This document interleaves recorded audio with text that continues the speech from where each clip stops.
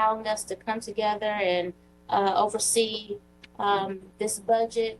God, I thank you for allowing our city leaders to go to Denver and come back safely and acquire the title of All-American City. I thank you right now for all that you're doing for our city and protecting us and guiding us in the right path. In your name I pray, amen. Amen. If we could do the Pledge of Allegiance, everyone. Pledge allegiance to the flag of the United States of America and to the republic for which it stands, one nation, under God, indivisible, with liberty and justice for all. Could I get someone to make a We approve the agenda? motion as, okay, first and second by Councilwoman McNair and motion made by Councilmember Thompson. We're now at 5.0 items of business. We'll turn that over to Gotcha. our Thank you. city manager. Thank you, Mr. Hare. Thank you, council members. On the board behind you, over your shoulder is what we call the parking lot. And the items which are up here are Fayetteville Regional Theater. We believe we've heard an additional $250. Glenville Lake Walking Trail. We are, think we've heard to continue that project, move it forward.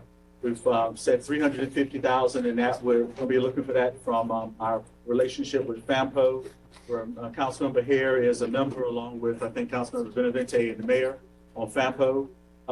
We've also heard a request for Phoenix or Rate Crisis Center for $75,000. And then also there was, I think that we heard discussion of an Office of Community Safety as an issue that was in the parking lot. Before, can I ask you just a question while you were right there? On the Office of Community Safety, and I'm becoming more and more and more in favor of this item. But what we have in place now that we've been talking about, where do those two positions relate, and can it be made back? That is a conversation that the council can have as to what the positions look like.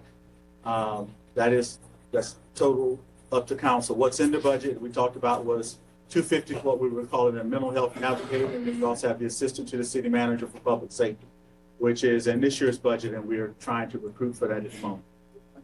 Yes, ma'am. Is it possible that we can complete the slides before we begin asking Yes, questions? ma'am. We can do that, and we can do that if that's the council's wish. Okay. Oh, that's no problem. Okay, so when we look at the parking lot, as we've done in years past, when we get to the end of the meeting or at an appropriate time, we'll ask consensus of council members who are here to say, when we come back with a solution or an options for you, what is their consensus for you to look at and see in the final budget that we hope to present to you next Wednesday on what's ideally going to be your last budget work session. So it'll be how many folks, or is there consensus that you want us to come up with options to fund the Cape Fear River Regional Theater? Well, I'm going to say river for some reason, Cape Fear River Theater, but that probably not be bad, okay? For us to do that on the river as well. So also the Glenville Lake Walking Trail, Phoenix, and y'all will go through consensus and say yes, yes, yes. And somebody's going to ask, well, Mr. Manager, how are we going to afford all of that? That's going to be Mr. Thompson. And I'm going to look at y'all and say, this is your wish list of things you want in the budget, and we're going to come back with you with the best shot that we can. And we're going to try to marry it up with the revenues that we're going to talk about today. But we're also going to tell you where there's a gap, and then y'all will have to come back and say, again, what you want in, what you want out, hopefully on the 26th. And then we'll write you a budget ordinance that you can consider and hopefully adopt on the 26th. So understanding what the parking lot is about. Some of you may have other parking lot issues that we have not added to the board. So on the behind Byron, there's a set of markers. During the meeting, if there's a parking lot issue, an issue that you want added in the budget or something that you want us to consider, feel free to get up at any moment and just go write it as neatly as you can on the white space on the board. And then when we get to the end of, when we get to the consensus part, we can go back and we can do some consensus on that as well. Again, I'm not saying where we're gonna find money for all of this or how we're gonna do it, but that is the direction that the staff needs to come back and close this up. Yes, ma'am? I'm just, and then I'm going to get to slides, but I do want to ask this since you're talking about the parking lot. Did y'all get information about the ARPA and vouchers for domestic violence? That is a solution that we believe, if council says that's something you want to focus on, that would be an area we would look at doing. And that's an excellent way of saying this. So if you were to add something like that, the first thing we'd say is, where do we have capacity? We believe that is an eligible ARPA expense. And then council would be asked to, at some appropriate time, to come back and after we get a contract from police. I see my police folks here. We would contract for service with Phoenix Center. We would say we can fund this, we believe, if council wishes, through ARPA. But the first thing we need is that there's consensus to add that. But that's, so I thought that the 75K was to help them, right? That's exactly what they asked for. Okay. So everybody, we're good on the parking lot? Yes, sir. You want us to add now, or we? Well, as it comes up for stuff that you want to add, so if there's something you want to cut, you can give that to me as well. But what I want on the board is folks, things that y'all are going through consensus. Hopefully at the end of this session, we're going to come back and have a chance to say. So, and we're not putting anything up there about transit. I have a question now. Uh-huh. Yes, sir. Mr. Harris, Yes, sir. the 1.25 for the police department and fire department, is that just covering salary? That is, yes. So where do we have the budget for the LPRs that they requested? That is in the, would be in the base budget. Base budget. But I can tell you as well that I don't believe that there's anything in the budget that would necessarily accelerate the LPR purchases or installation. I mean, y'all, if any of that, aware of that? Okay. But that'll be, but I do also want to say before we jump on Jeff, let Jeff start. I need to come back to council in August or September and have a dedicated conversation with you about compensation for all. Mike, we got a seat over here by Pam. That's what happens when you come late, you have to sit in front of class. A dedicated conversation about compensation and the retention and recruitment with an extra focus almost entirely on fire and police. I would, our fire chief has 30 years of service, and he is more worried about the end of his career than he was at the beginning about recruitment and retention issues. And yes, sir. I just want to add to that. I was kind of disappointed last night because there's a security guy, and I can't remember his name, who had some health issues. And we had a conversation and grew a rapport with each other. And I kept looking for him. Come to find out, he left the city to go to the county. Because the county. Welcome to the city. Say again? He's a contractor? Yes, sir. Okay. And then, as I was driving on post today, I was asking security at the gate, why don't y'all come work for the city? They said, we get paid $32 an hour. Can y'all raise that? I said, we can't touch that, but just go ahead. So I understand your point, and Yeah, Going through the gate, didn't it? Yes, sir, thank you for that. Do we need to limit the number of parking lot items supposed to have? You Okay. say when they run out of whiteboard? Nah, It's yeah. done, right? But I thank you for that. That's exactly what I want, actually, that's come along, because this is no longer my budget. When I gave it to y'all, it becomes your budget. This is not a competition of trying to convince me to put something in the budget, take something out of the budget. This is for you to tell us what you want in your budget. And that's a small distinction. When I listen to Goldie on the radio, he does a great job. But he says council's going to take a pen to staff's budget. No, you're taking a pen to your budget. There's not an A and a B. There's not like Doug versus or city versus council. It is your budget.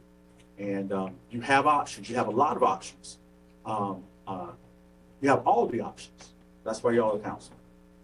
But we get to the parking lot today and through the rest of it, I really, again, hope that y'all will give us that direction. So with that, I want to turn it over to Mr. Yates.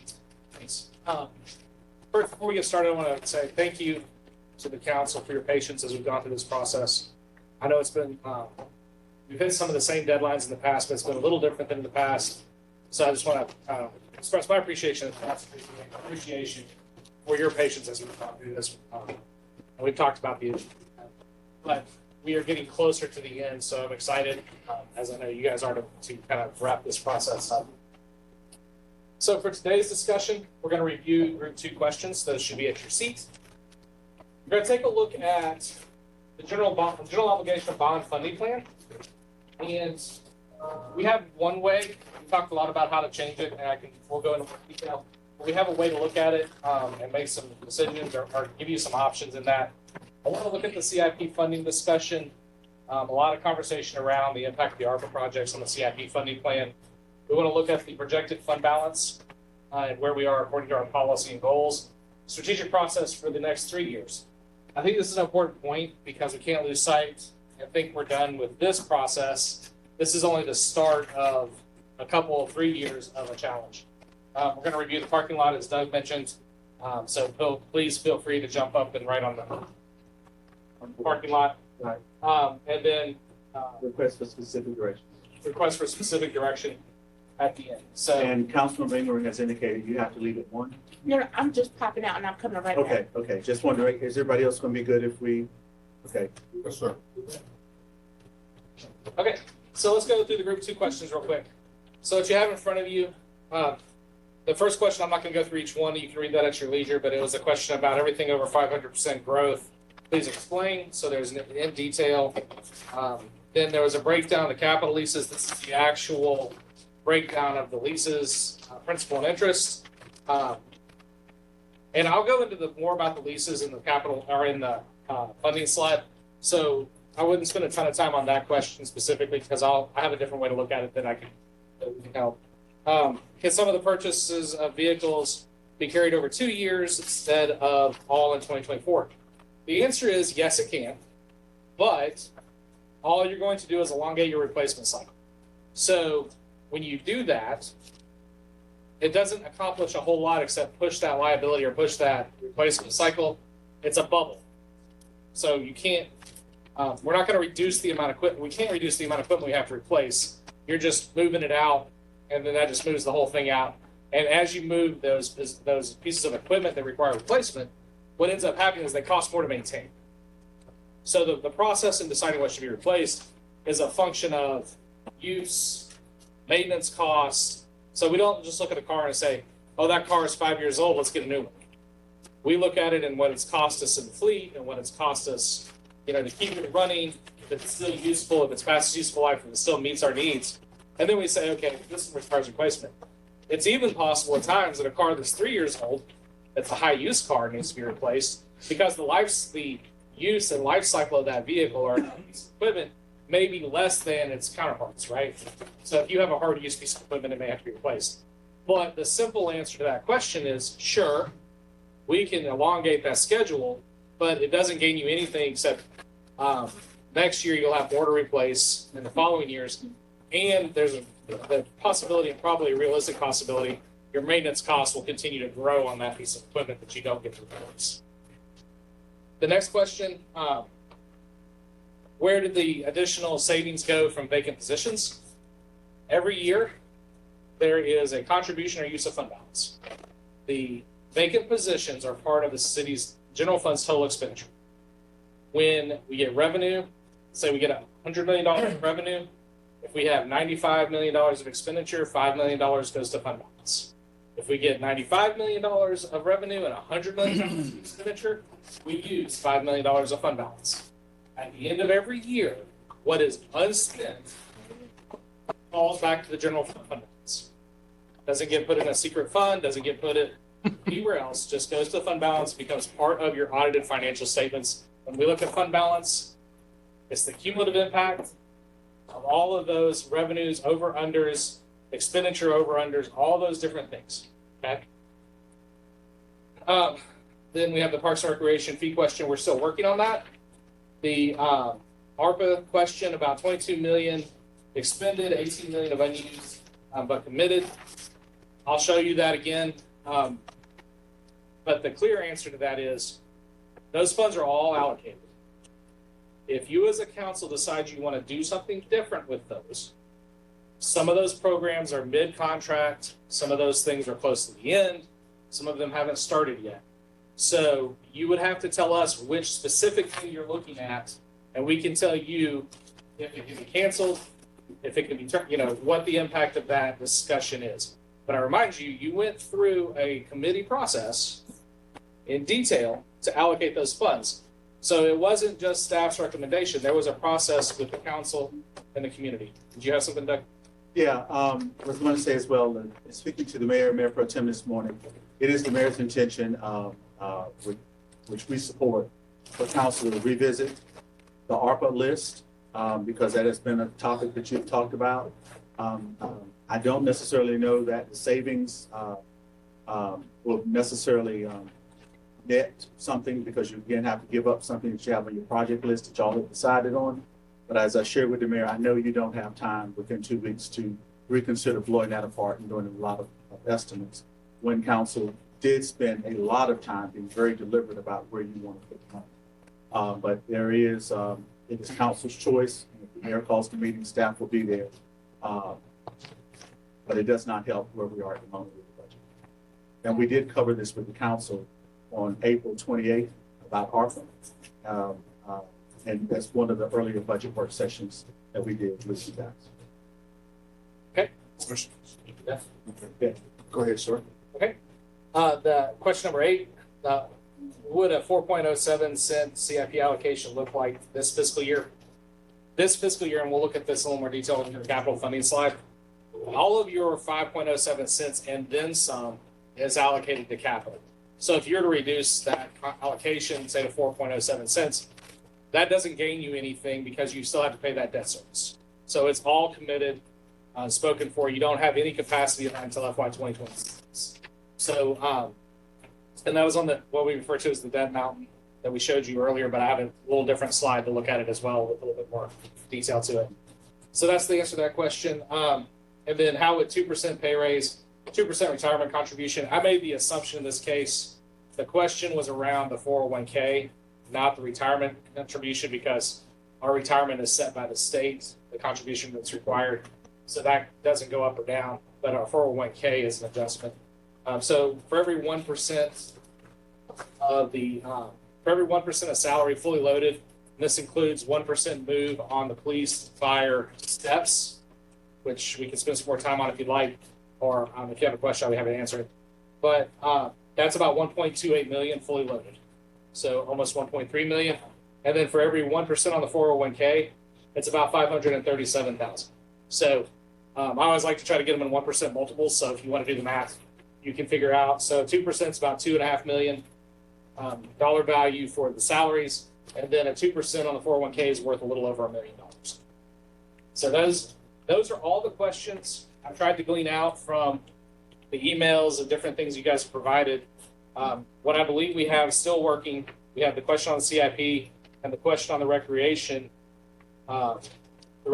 fees. But I think other than that, we've answered all of the questions we have to date. Okay.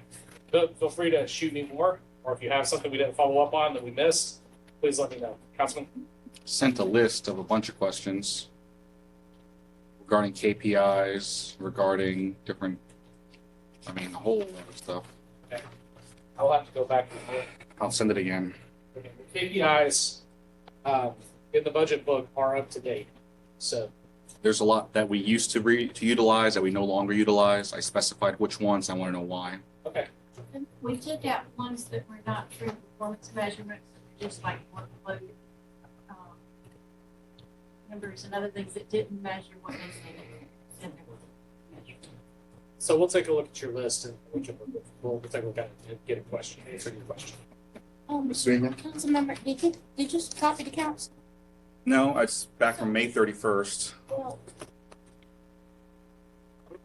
We'll get it. I think from the perspective of We said that. we let it, like, so when Everybody. we're in the meeting, we wanna know what you're talking about. Well, those questions were ones I submitted before we had that discussion, back in May 31st. And once you guys said that you wanted them, I think it was actually Councilmember Harris who said, hey, when you answer Mario's questions, can you send it all to everybody? Because that never happened, you also never got them. And I apologize. So we'll get an answer, and I'll have it for you before our next meeting. That answered your question. So And just to be clear, we have one more other meeting. next, the plan is right now, you have next Wednesday's meeting, and that's what we plan to put in front of you the budget ordinance and go through that, which is kind of the last. Here's what we're proposing. Here's what you as a council have given us direction on. Then on the 26th, we'll have the adoption. So just like any piece of legislation you adopt, at the 26th meeting, there has to be motions and votes. So, but next week, we want to try to be sure that we have everything as the council gives us direction today that is complete, and hopefully that ordinance is something that at least a majority of you can vote for. Yes, sir, Mr. Thompson. Jeff, can I bring back a conversation that we had earlier, and I did not, this was just something off the whim of my head. The rest of the council got the questions that I had proposed earlier today. But it brings to mind what you just got finished saying, and I'm gonna recollect and correct me if I'm wrong. If we give staff a 1% pay raises, it costs $1.25 million. But if we give them an additional percentage on their 401k, it only costs us $500,000. So my first question would be is, who made the decision to give them more of a pay raise and less of a 401k? And if a 401k will save us $500,000 and probably save the staff more money in the long term, wouldn't that be more beneficial for everybody? First, let me just remind, this is a recommendation. So okay, go ahead. Take it. It was my recommendation. When we talked to the staff, and you and I had this conversation, I think y'all had the thrift savings plan. Right. That's what my mom had for 37 and a half years as well with the federal government. She didn't pay into Social Security, so so basically. That was her retirement. That was her retirement. And she's living quite well on the thrift savings plan. When we looked at employees, the benefit of a 401k contribution from the city to employees is that it is portable immediately.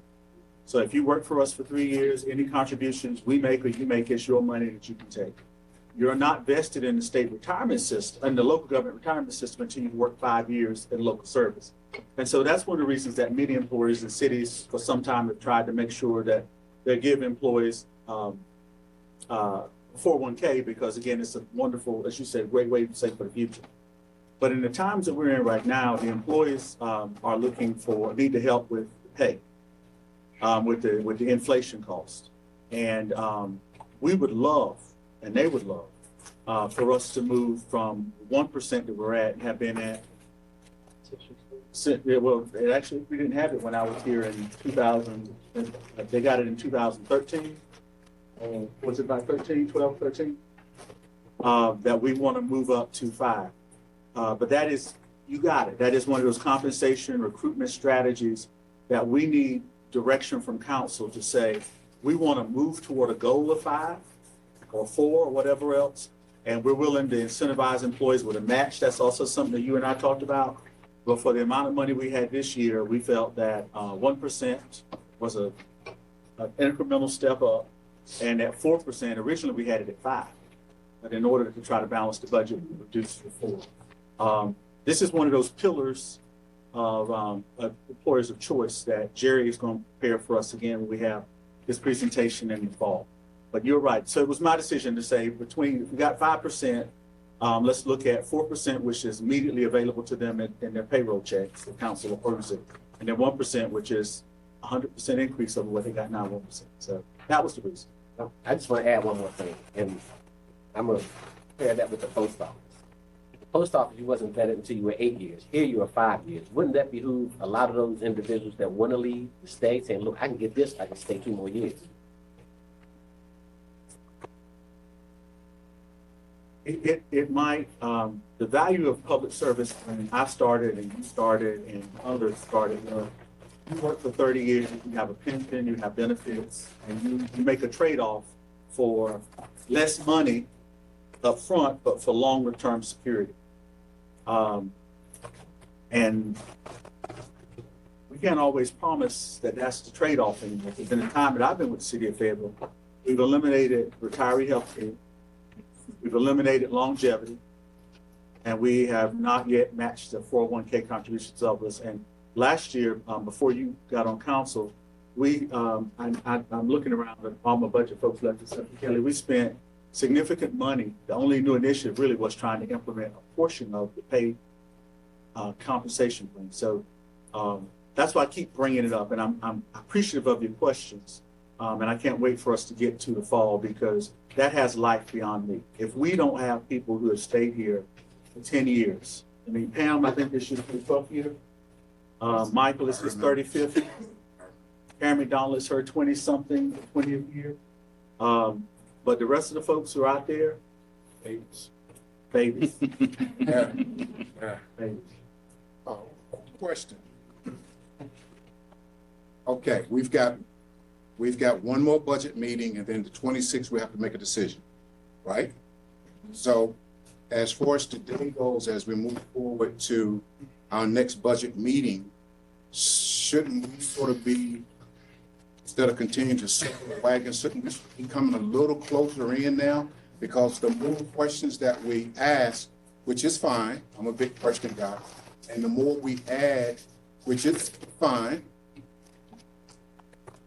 I mean, we already know we need to start looking at what monies we have, what we're going to be able to do with that, and if there are going to be any increases or looking at the budget, the bond, what we're going to do with that. We need to start kind of, compressing this in a little, because if we go to the next meeting with the same thing and go into the 26th for a vote, we still where we are. And that's the beauty of where we are right now. That's the presentation. And that's also closing in the loop when y'all have to make forced choices. So when we start talking about items which were not in the recommended budget or things that you want to do more of, then the question has to be on the back end is, what are you willing to give up or what are you willing to increase so that we're able to do it? That's where we are exactly where you said. That was a perfect segue for us to, and what Jeff's presentation is designed to do is to answer some of the questions on the vehicle license fee. It's intended to answer some of the questions about the stacking and funding options and things like that. And Wayne, if you want to grab a chair, as a matter of fact, you can.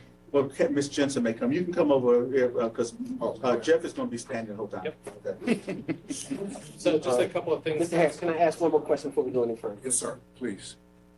Since we're talking about narrowing things down, and I know I sent my questions this morning, but I want to talk about this vehicle lease. So if we're spending so much money on leasing vehicles, what would happen to our budget if we just leased half the amount of vehicles this year and went back to normal next year? Let me, if I could, Councilman, I think that'll become clear when I get to the capital funding slide, because your vehicle leases are part of a capital funding strategy. So it's not there's a little bit more to it than just say don't finance them. So if I could ask you just put a pin in that question, I think it may be clear when we do the capital funding, if that's okay. And one couple comments on 401k contributions. Just remember, the police already have 5, so that increase isn't for the police department. And your Elgers, which is your pension program, is portable. So employees that work here for a few years, they go to another municipality in North Carolina, that time goes with them. So you were talking about vesting periods. I just wanted to be sure that you understood that. But to be clear, How many slides do you have? it's in front of you, sir. 7 or 8. Okay, let's really try this.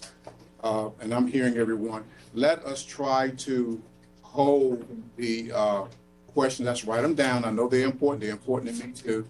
And let's let our assistant manager get finished, and then we can kind of do that thing.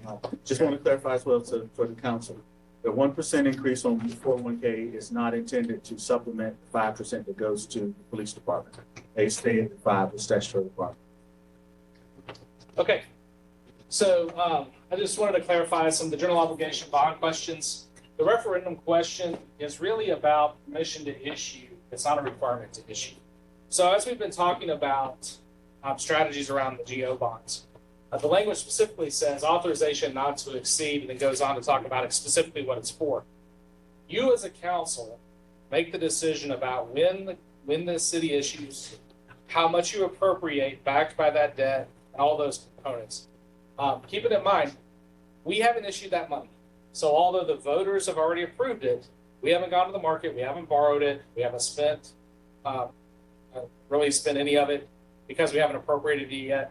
So this is still a decision point at this juncture. The authorization is effective for 7 years. So if you don't do it now, you don't do it next year, you don't do it later, that authorization still stays with you until it expires. Okay, at 7 years. Now, one caveat to that is if you have a hard construction project, prices also are increasing beyond that authorization. So if you've got $25 million, for instance, was passed for infrastructure bonds, the longer you wait to do those projects, the less project you'll be able to do with that specific amount of money. Okay. The other point I'll make is GO bonds. The reason they're called general obligation bonds is because they're supported by the full faith and credit of the organization, the city.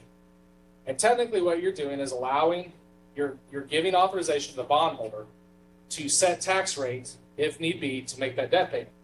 But there is no restriction that says you have to pay debt service from tax dollars.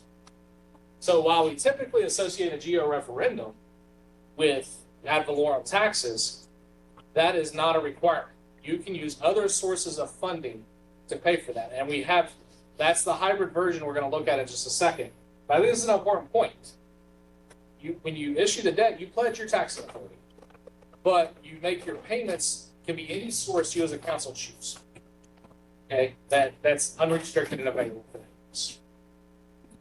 So one of the things we talked a lot about was how would you change the program and what would be the impact? And I'm sorry this is covering it, but this is at your seats. So we looked at the plan and said, okay, if we wanted to drive the rate down as low as possible, and we wanted to make the tweaks and what other financing sources can we bring to the table, what does that look like? So we said, okay, first, let's hold the housing money, the $12 million for housing, $12 million for housing. Let's hold off on that. Let's set that aside because you as a council, anytime in that 7 years can come back. If you get a project for affordable housing that you want to put that money into, you can come back and you'll have that capacity for 7 years. So we took that out of the plan. We said, okay, what if we use $20 of the vehicle tax? Right now, people pay $10. $5 goes to the general fund, $5 goes to maintaining the transit system. If you have the $20 vehicle tax, you can use that for maintaining, repairing, constructing, widening, or improving public streets. That's your entire infrastructure program. Okay? So instead of using ad valorem rate, which is charged on real property, public service property, vehicles, real personal, business personal, this would be just on vehicles. When you go to renew your tag, you pay the $30. What does that look like? So when we ran all that through, and what we found out was that at $20, the amount of revenue that generates is more than the debt service on $25 million. So when you see this new line in the equation, you would have starting next year about $750,000 more for street infrastructure than beyond your bond program. Okay? So under this analysis or under this scenario, you do all your public safety projects and all of your infrastructure projects plus $750,000 annually into your paving program. The rate to do that is $2.50. So the tax rate you would implement is $2.50 on the ad valorem and a $20 vehicle fee. And I've pushed some of the debt issuance out a little bit. I've played with that a little bit. So this is about as close as we can shave it at this point. Again, this wouldn't have the housing money in it At the moment. at the moment, but it keeps, I always call it keep your powder dry. You keep that in reserve for when you're ready to use it. That doesn't preclude you from using it. It just says at some point after reval, after wherever you want to be on it, or you get a project, you can go to that. Right, so if you can write your questions down, we'll hold those until the end. But what I want to point out here is, we specifically were asked, what would an increase to the vehicle license fee, what would that generate, and how could that be used? So what we're showing you here is, if it is raised, this is how you could use it. And this could be the impact on what would have been the tax rate that was needed to support the 97 million. So that's just the answer to this question. We're not at the point, I'm not recommending you do that until you tell me what you want to do out of this list. And so what's behind you two folks that came in and list is a parking lot. This is what we heard on this side from the council. And what's on the other side is if there are issues that you believe that need to be added or considered by the council for inclusion in next year's fiscal year budget that you've not discussed or not on the chart, you write it up there at any time during the meeting. And at the end of this meeting, we're going to come back and do as Councilmember Harris suggested and requested, and all of you all are ready to do, and start doing some first choices to tell us what to include off the parking lot and give us generally a nod to say, we like kind of what Jeff said on this slide. We don't like it over here, blah, blah, blah. And then we'll come back, we'll try to knit all of that together and bring it back to you at your next budget work session. But again, this is it's not yet a recommendation. This is answering the question specifically about what we could do if we hold the authorization on the $97 million GO bond. And I gave an example earlier which said, if you've ever had a home equity line of credit on your house, that's $100,000. That doesn't mean you got to go borrow it right now, but it means that you have that home equity line for it. And but when you take it out, then you'll be able to borrow it, and you'd also have to start paying. So what we're talking about now is holding that. And if you get to the point where that is something that you want to consider about the GO and the housing part, what we know in 2 years is we'll have a reval, and you will have a better sense of what the revenue picture looks like and what the housing market looks like than we have now. But as Jeff also said, it does not preclude us continuing to work to have a developer come to us and say, we want to do a project with you and we have the capacity. So Jeff. Okay. So just to be clear, the vehicle tax, the majority of the $20 would be used to fund the debt service, which we believe is an allowable use based on the statute. And that's the strategy. That's how we were able to reduce that. And the $12 million. So I just wanted to point this back out to you. One thing I wanted to point out is in the ARPA funding, there is a $4 million housing trust fund, which is funded for housing, part of your ARPA funds that haven't been spent yet. So when you take the $12 million, setting it aside and postponing kind of the issuance of that at this point, doesn't mean we have no money for housing. It just means we don't have the GO bond money for housing. There are other programs the city is doing that are housing related and for affordable housing. So that doesn't take all that off the table. It just doesn't have that additional money. So the capital funding plan. So we had several questions about the capital funding plan and kind of what we refer to as the debt mountain. So this is a little different way to look at it. What you have in your capital funding plan is you have the 5.07 cents of dedicated tax revenue that comes in. So that's that across the top. We also have what we refer to as general fund paygo. That's payment from the general fund to the capital fund to offset those costs. Then you have existing debt service. Then you have new financings. And what's happened, and traditionally, and Councilman, to answer your question about leases, what the funding strategy historically has been is that the money you can lease vehicles on was then you would lease the vehicle, and the cash you would have used to buy those vehicles was used to fund capital projects or fund debt service. Okay?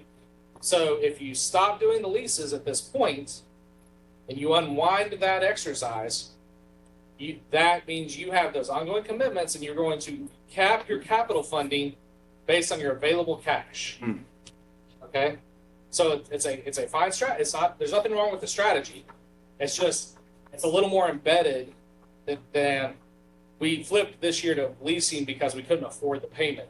It's a long-term strategy the city has used historically to fund capital. And it sets the constraint on your capital funding that's based on the amount of vehicles you have to finance. Okay? So with that in mind, that's why we show the new financing line across, because when you have revenues over expenditures in that way, it determines what your capital funding capacity is. So we saw this last week when we looked at the debt, but starting in 2026, you have about 1.6 million of capacity, 2.3 in 27 and so forth.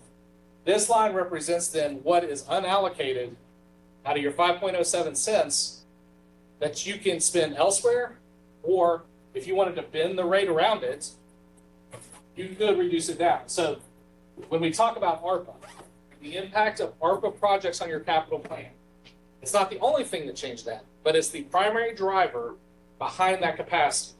Normally what we would do is we would take this and we would eliminate this capacity with projects. So we would say, okay, we're going to pull up these light blue bars to match every year because those are the projects we're going to do. But when you did your ARPA funding, you took those projects, you moved them forward. Okay? So that necessarily freed up the money in the future. So this line right here, this piece, becomes what the ARPA funding created. Okay, so the capacity starting in 26, we can assume that that is because of the ARPA money you move forward. So when we ask, what was the impact of ARPA on the capital plan? It's that yellow line right there. Now this, recognize this doesn't impact 24, doesn't impact 25 at this point. Because your debt service, you are still contributing from general fund pay-go. So 26 is the first time that your 5.07 cents is more than, is projected to be more than your debt obligation. And that is even with the new issuances coming in. And these are the financings each year based on the vehicle needs of the city, which are the measure that we use to determine how much capital. And this is only the 5.07 cents. This doesn't include the federal funding, doesn't include the grant funding, and everything else. But this is just the tax rate discussion. Okay? So moving on from there, projected fund balance, and I'll be happy to come back to it if there's questions. So keep it in mind, we are at the end, we're somewhere in here right now on this table. So this is a lot of projection. And as we would say, it's projection on projection on projection. But I'll walk you through where we think we are. Our unaudited number, which we're almost done, we have it out to the auditors. So this is a pretty good number. You have about $22.6 million in your fund balance. Due to some revenue accruals, this number dipped below your policy. So the best way to look at this is this line right here is your policy goal level. So I take it out of the equation at the start. So all of this includes your policy level. So this is what we have. This is the amount below our policy we anticipate being at in 23. This is what we anticipate the net change to fund balance being. Now there was a revenue accrual issue, so this is a little higher than we had anticipated, but only because of a timing issue. At the end of the year, it washes itself out. But you come down to 24, where we'd anticipate July 1st, 2024. Keep in mind, we won't know this number on July 1st. We'll know this number, should know this number in October, November. We are at 11.4 million above your policy. Right now in your proposed budget, there is a use of about 7.5 million proposed. So we reduce that, and that also, so that breaks down to be 5.7 million for operating, including your MLK contribution, those kind of MLK Park contribution and so forth, and about the difference of 1.7, 1.8 for the increase in your fund balance policy. So this use is additional allocation to that. So if everything played out exactly as we would expect, at the end of 2024, starting FY 2025, you should be about 3.9 million above your 12% policy goal. Okay? Here's your two levels. And this is at the end of the 24 year, starting July 1st, 2025. 24.6 million, and at 10% is 20.5 million. So for every 1% of reduction in that unassigned fund balance policy, it's about $2 million of one-time money. And that was one of the questions that we had is what does the move look like on fund balance? So this is where you're at. Now keeping in mind, the further you get away from right in here, the more projection it is, the less we know. So this says 2024 plays out exactly like we think it will, which we know. And remember, 2024 also has 19.8 million right now proposed in the budget as efficiency savings. So this is just kind of that breakdown of how that would work. And there's a lot more detail behind this, but this is the appropriable piece. So this is the amount above your fund balance. So we'll move on from that, and I'll be happy to come back to that again if there's any questions. So I wanted to talk about what does next year look like?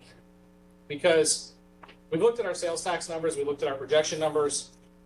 We know that even though we've had a lot of discussion this year, there's still a lot of work to be done to create a fiscally sustainable, balanced budget going into the future, a structurally balanced budget.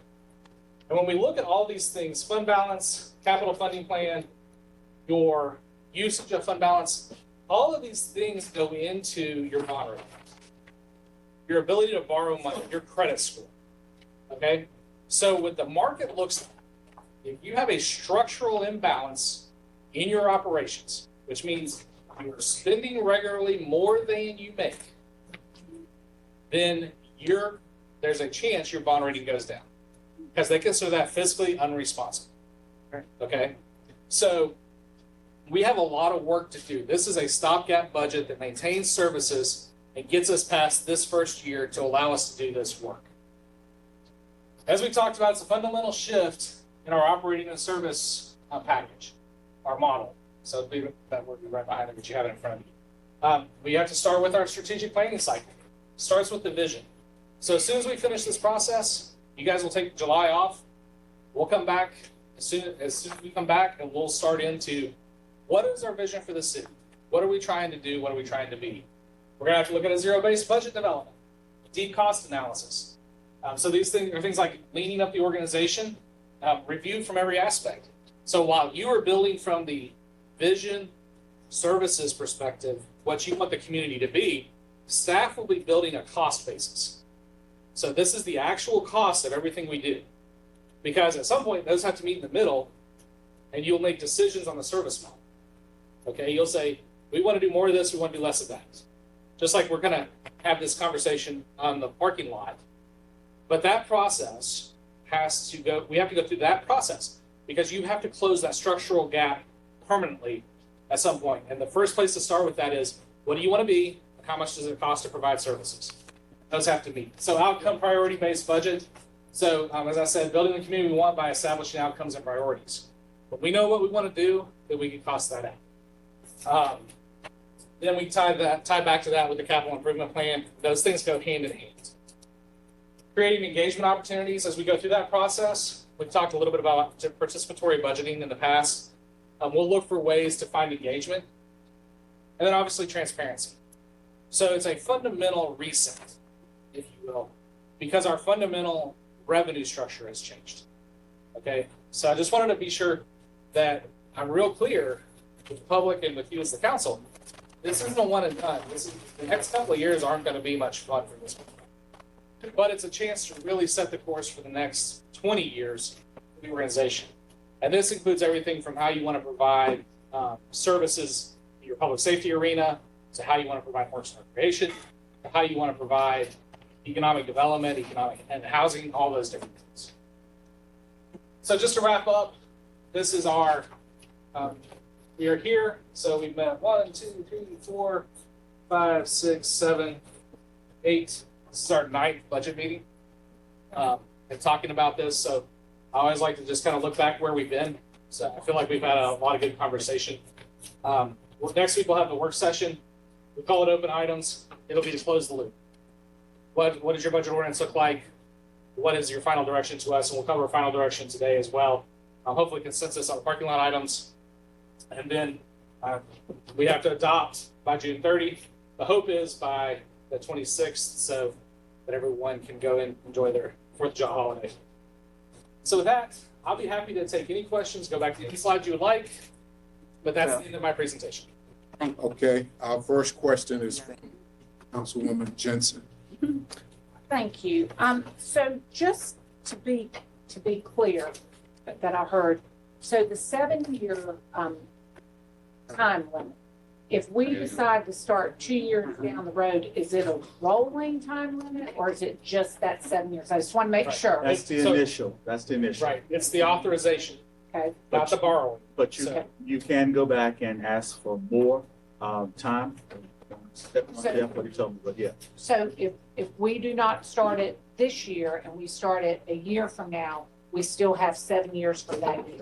Went to dinner. That's the question that I wanted to answer. And the interesting thing though about the housing is that no one is, I don't think, contemplated that the city of Fayetteville was going to be borrowing money and building houses. We were looking to partner or leverage other people. Right. So when we have a deal that comes to us, or we develop a deal with a developer, then you still have that capacity, whether it's in the last 5 years or within the next 2. Okay, totally understand. So to get a partner, they're gonna need it basically, Okay. that they can do it within the 5 or 4 years, because that's what they do. That's when you have the authorization to borrow, Right, you know, so, but you again would not borrow money and let it sit in your bank and then not have a project, but that's, it's one of those things that. It's part of the arbitrage. right. Depending upon the type of money you issue, you're spitting that threshold. So in theory, you issue at the year 7, then if it's tax exempt, you have 3 years. So Got it. you could be 10 years out. I want to But by 2029 of November of 2029, you have got to have issued that or have asked for an extension, as Doug mentioned, from the LGC of that authority. Practice. All right. I understand. I think that's something good for people to understand. And then my other, and you might have said it before I came in, and I apologize. What is our borrowing rate right now? So we've not been in the market on 20-year debt since last year. So the market's significantly changed. What we are modeling is about 5.5%. So I asked Which that is wrong. kind What of is our rate? What, because I know at one point we were like We are A, AAA AAA, across the right? board. Yeah, And which is very, that's the top rating you can have. so we are AAA in fiscal responsibility Yep. is basically. It's like what having an we're saying. 850 credit score. It doesn't go Yes. any higher. So as we know that, we have an 850 credit score. Okay, thank you. Councilmember Mario? Thank you, sir. So, looking at the past few years, since fiscal year 2020, we've gone up every year by just small margins of percentages. From 19 to 20 was 6%. From 2021 was just 1.5. 22 was 2.2. 23 was 3.3. This year, we're making a very big jump of 10%. And looking at page, C1, I'm seeing that can possibly come from you guys, the whole book is about why it's going up. I guess what I'm trying to think about is, in the past, 49 cents, 0.4995 cents has generated for us 282.9 million. How much is 56 cents supposed to get us? 311.86? So not all. So let's go back for 2 seconds. Yeah. As the 311 encompasses all funds. Of course. So that's stormwater, solid waste, sales tax, everything else. Okay. What your tax rate, 49 cents, generates right around, probably, correct me if I'm wrong, how much is it? 1.5. No, that's per penny. Oh. What is it totally in generation? It's around $70 million. The 72.32. That's the ad valorem, but in your book, the 2024 number includes the increase. So that 311 is the mix of that funding. Okay, so I'll take it, yes, a step down. You're saying that right now, that 0.4995 generates us 72 million. Yeah, I think that's right. And then if we make the recommended step up to the 0.56 cents, then we're expected to generate 86, correct? So, okay, so here's how it breaks out. Uh-huh. In 2023, your budget for your 49 cents was right at $71 million. Okay. If you go up to the 56 cents, 56.95, which is what's in your recommended budget, that number is now, as you pointed out, almost $86 million. That's correct. Okay. And I guess the reason I'm asking that, just to make sure I understood it, because you definitely clarified for me, thank you. I'm going to make sure I'm looking at the numbers correct. If we keep it at 49, then we can only spend, at least when it comes to that side of things. I know when it comes to stormwater. That's got its own money and everything like that. But I'm just trying to think about that 72 million, what we will then, that's how much money we have in our wallet, right now, if we keep it at that. And if we want to spend more money than that, we've got to go up potentially. And so I'm wondering if we should start kind of putting price tags on things in terms of that. And I know that's not typical because we've got other forms of revenue and other ways of paying for things.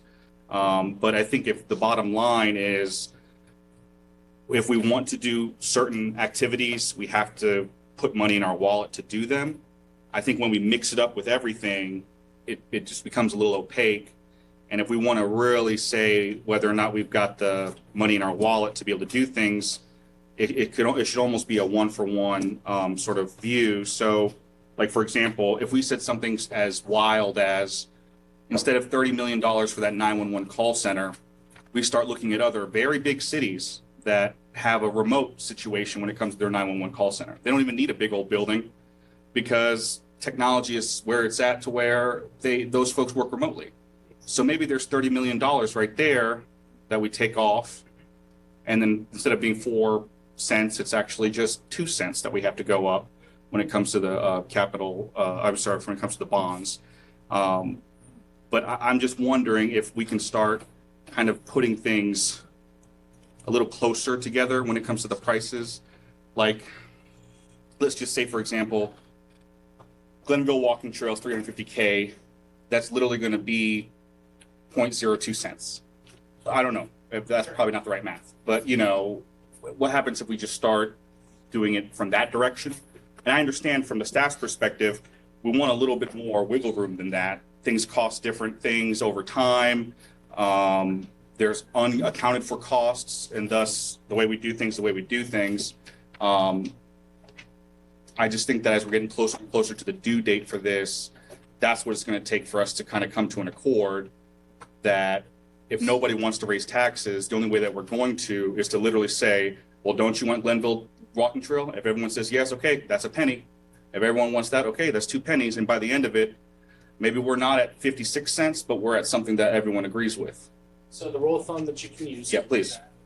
For every quarter cent, 0.25 cents on your tax rate, Uh-huh. $378,000. Right. Okay. So the part of the exercise with the parking lot is, if you give us direction on what you want to see, because of the way it all works out, you're talking about the public safety, $30 billion. You're exactly right. If we do that, that's not $30 million you can put somewhere else. No. There's some portion of that debt service we'd have to look at. So if you kind of give us that list of things you want to see, you're right. It's roughly about $3.78 per quarter penny, or every $3.78 you add will cost you a quarter penny is the other way to look at it. But we also have some other strategies. Of course. I mentioned FAMPO, for instance, on Glenville Lake Walking Trail, 350 is the design. That's not the construction. So that's the project getting started. Sure.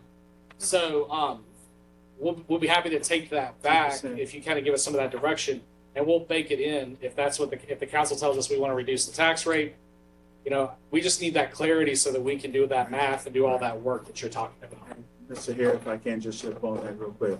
So one of the things that we tried to do and didn't always hit on for you guys is we looked at the budget and we said we are going to underspend the operation of what's in this budget by 15%. And I told you that's going to be a lofty goal. The reason for that is that not saying that we can't tighten up hither or yon, but if you come in and say, for instance, I want to get rid of, let's say, loose leaf season, and that is $100,000 or something for Michael. I've already told you I'm going to pull out 19.8 million. So it's not. I was hoping to do that so that we wouldn't be here at the last minute talking about 100,000 here, 100,000 there. We're happy to look at it because all of it adds up. All of it adds up. But we have taken, and I've asked probably every budget meeting, I said, is there anything in this book that y'all don't want to do? Y'all remember that? And that's not meant to be glib or try to be cute. It was, if anything, I owe you more service on what we have promised to do. You want quicker code enforcement. You want solid waste pickup faster. You want the bus route that you were promised. You know, you want more service based upon what the service levels are in the book. So $19.8 million 15 was to say, let me take all that slack out because I know we're in a compressed time frame. But you are astute in saying we need to look at the $60 million in public safety and ask if there's a better way to do it. Councilman Bahandros actually said, and we have asked the county, is there a possibility for us to co-locate our 911 with them? And a co-location only makes sense if you're eventually going to look at a consolidation. So instead of moving our services to Durham, why would we, if we're serious about partnering, why would we not push and work with the county? That is something we absolutely can do. And I think that's the direction that the council was in before. But I think it was, ma'am, you were on the committee and the mayor was on the committee. I don't know if you were as Mr. Hare as well. We've been down that road, but we can look at that. But I would also remind you that that public safety component of that GO bond that the voters approved the $60 million is part of probably $140 million public safety needs analysis. That includes other fire stations, a police training facility, and other things which aren't included. The infrastructure part that we talked about, the $25 million, does not include some of the other things. I don't believe there's anything in the budget, Kimberly or Michael Gibson, that talks to the Parks and Recreation Master Plan that the council adopted, such as where we might put additional. That's just a part. You don't add. You don't to get the to add the parking lot. parking lot. So what I'm saying is that, and I'm not saying that we can't do. We need to do exactly what you're talking about. And then one small follow-up from, I know you guys would give me answers to the questions I sent back in May, but some of them, for example, we used to show one of our key performance indicators for the police department was the number of overall employees trained on the new mandated requirements for the NC Department of Justice. That to me doesn't seem like something that is a bad measure of KPI. I think that's a good measure of KPI. How many of our officers are trained in these requirements? So let's really look at the different KPIs that I asked about seriously. I don't want to hear that they aren't good examples, because if I pull them out, it's because I want to know more, which means that they're relevant. We used to ask them, residents, for satisfaction on how different departments were doing, and we did it every year, even during COVID. We stopped doing it after fiscal year 22, and that's another example of something that, I need to know why we stopped doing that, because this one department takes the biggest chunk of our entire budget. It used to be over 25%. Now it's a little bit less at 24.4%. But if we don't look at the biggest cost to the city with just as critical of an eye as we do every other department, then we're not being good stewards of the people's funds. We're not being good fiscally sound folks if we just assume that the biggest money suck on our budget doesn't deserve to be looked at with the most critical eye. Sir, and it is our biggest, sure, always has been. So that is something that is up for discussion and looking into our police department. Next in order is Councilmember Thompson, McNair. Thank you, Mr. Hare. Go ahead. As I came in here this day, I guess the word of the day was compromise, as we were talking. There's one thing I'm not going to compromise on, and that's us not doing what we said we were going to do. I think a lot of us in here said that we was going to support a $97 million obligation bond, $60 million for safety, 25 for housing, and 12 for sidewalks. I don't think there should be any ambiguity in that. I think that's what we said we was going to do. I think that's what we should do. I don't think anybody in here, well, let me just speak for myself. I didn't know anything about 7 years authorization. I did not hear that in any briefing that I went to at any town hall or anything else, telling the public that, oh, we don't have to use it this year. We got 7 years to use it. But now all of a sudden it's a focus on our budget. I wonder why. But my other question was about, and going back to leasing of vehicles. it seems in your briefing that we are leasing vehicles to use as collateral to borrow money. And if that has been the structure that has happened in the past, is this the way we should be doing business? Or should we look at other avenues on how we do business? Because you just got finished saying if we didn't lease the vehicles, didn't purchase the vehicles, we wouldn't have more money in our capital fund.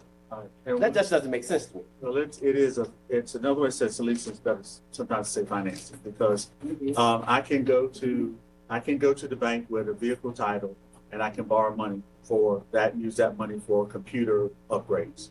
I can't necessarily go to the bank and say, I'm going to buy this and I want you to take out a title for it. So it is simply how you leverage and how you leverage your debt and layer your debt to give you cash over here, but you got a longer term note over here. It is not an unusual item, and it is something that we've done, Kelly, for how many years? Since I've been here. So if I can clarify a little bit of the ambiguity around the phrasing. We do purchase outright all of our vehicles. We don't enter into any lease agreements with anybody for our vehicles. We buy them. As part of our capital funding plan, we utilize the ownership of those vehicles to enable us to take out debt against them to finance things that we would not be able to get financing on any other way. Things like our computers, things like big software purchases, things that a bank or a lending institution is not going to give us money for, but we have to have. So that's how we finance those purchases. It's not that we're leasing vehicles. We buy our vehicles outright. Now, I do lease certain vehicles for police department operations that will remain confidential, but I don't.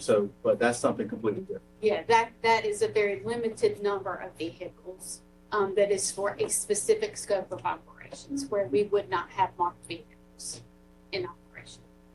And this is where, again, I'll leave that alone.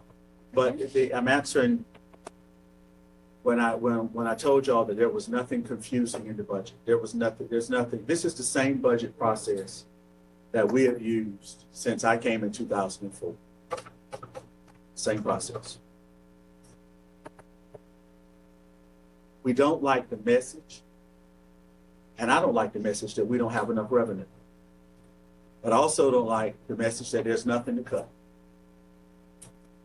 And so that's where we're today, is that we need y'all to help tell the message from y'all's viewpoint to help us close up your budget. And we're there. But that's a great question. I thank you for it. I hope that answered it. It answered it. I just don't. Well, now, as it relates, I want to go back to the housing piece. Okay, Thompson. I want to go back to the housing piece. We're in no way, if you were to take that option that Jeff showed about the housing, you could look at the voters and tell them, honestly, we still have the $12 million available. And as soon as we get a proposal that we can use it, we're on it. All we're talking about is, I just don't want to increase the tax rate this year for that portion unless I have a bird in hand. Now, you'd say, but Doug, why would you do that? You're not going to spend all $60 million in public safety at the same time. I know I'm going to do hard construction of that $60 million limit.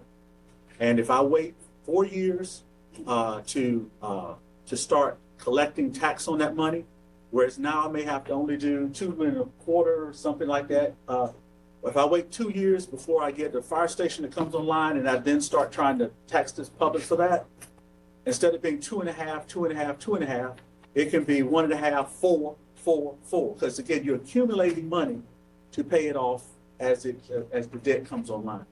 As you may also recall on some, but I'm stop there. I'm not going to confuse you further. But you're being honest with the voters if you were to say, we have, we're looking for a proposal, and we're going to, and if anybody comes forward with a proposal, we have the authorization, we have the home equity line, we have the credit to do that, and we have the authorization to do it. We're waiting on that proposal. So you're being completely honest with me. But that is a perspective I'd love to talk about. Okay, we've got Councilmember McLaughlin, Councilmember Honduras, and We have hair. Yes. I thought she, oh, okay, yeah. She's good. Oh, well, that's what I'm focused. I'm more focused on the parking lot. If you want me to go ahead and speak on that. So let's see. Okay. Yeah, because I have, go ahead. Yes, sir. Oh, I thought I was 2 or 3 down the line. Just to piggyback on what Brother Thompson said, you know, the vehicles, lots of corporations do that. You're collateralizing your assets. So in our household, you may look at a vehicle as a liability when you got a lot of them, they're an asset. So anyway, the GEO bond, to piggyback on what he said, so we said we would support the $97 million GEO bonds that the voters approved. And I agree with that statement.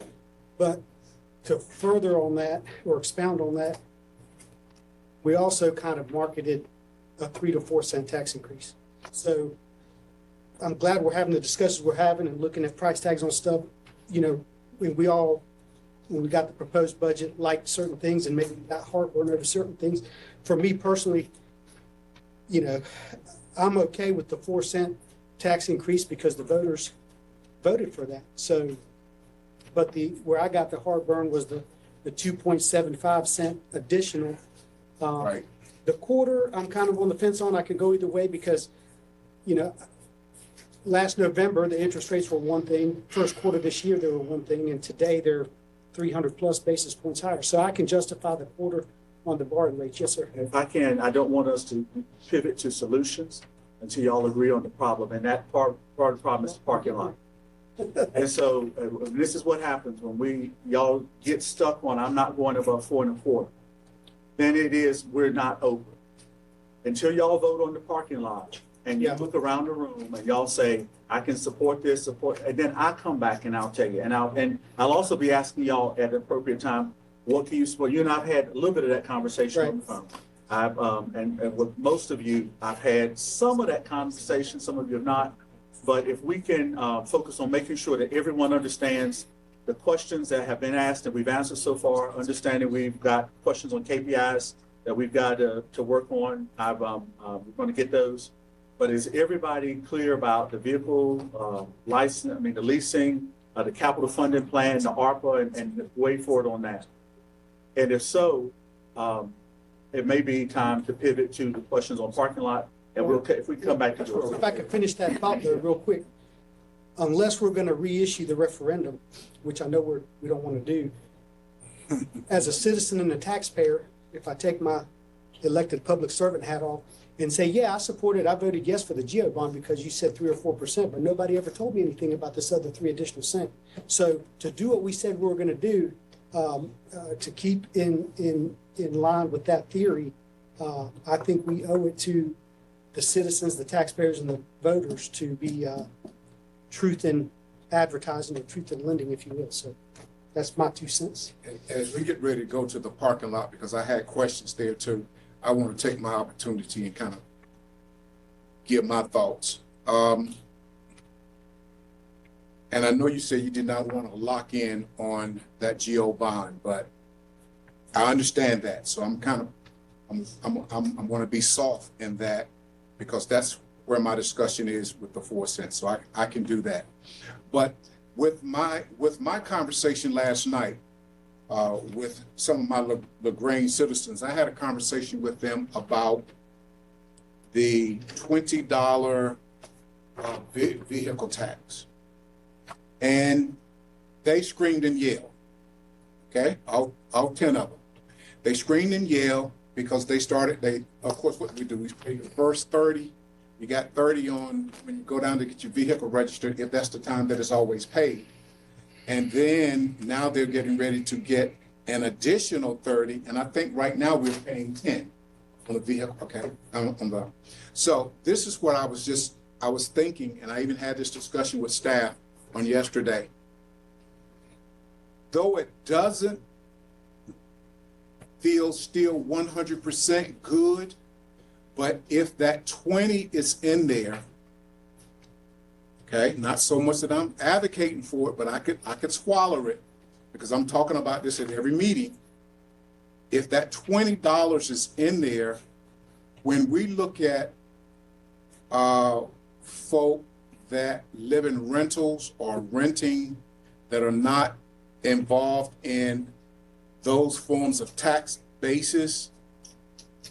They are involved in vehicle tax base, and that's also support from that entire group of the population that may not feel or involved from the